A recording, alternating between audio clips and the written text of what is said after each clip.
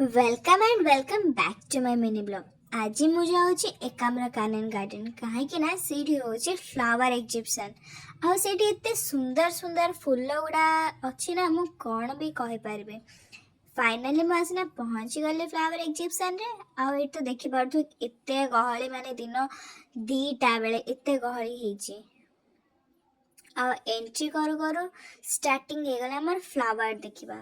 Fast तो एत सुंदर ही डेकोरेशन कराई तापर भितर गला पर मु गोटे कथा रियलाइज कली भाई ये फ्लावर एग्जिबिशन तो होची किंतु लोक मैंने आसचंदी केमती कहले बाली यात्रा पड़िया भाया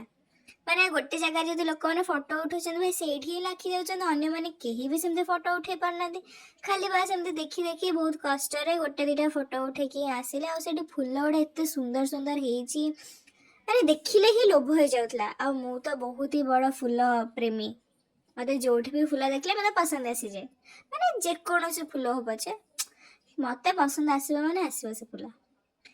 आउ सबुर फोटो वीडियो करवा तो पॉसिबल हो पारानी एते फूल गुड़ा अच्छे आउ एगुड़ा सब सब यूनिवर्सिटी और इंस्टीट्यूट माने द्वारा ही सब डेकोरेशन कराई लाइक किट इम्फा एमती बहुत किसी अच्छे आउ डिफरेंट टाइप रो फूल फूल तो देखा पाइबे ता सहित डिफरेंट टाइप रो गछ गुड़ा भी थिला जोटा आमे देखिलु आउ तापर रिटर्न कला बेल को हमर 4टा 4:30 हो जाइतला भाई सेते बेले तो आहुरी भीड़ हो जाइतला तापर हमु टे भूख लागला टे मथुरा केक खाइ दिलु तापर मसला मुड़ी टे खाइ दिलु और रिटर्न कला टाइम रे तो देखि पारथो पूरा ट्रैफिक भला पूरा जाम हो जाई छी गाड़ी बछु गाड़ी दैट्स इट बाय बाय।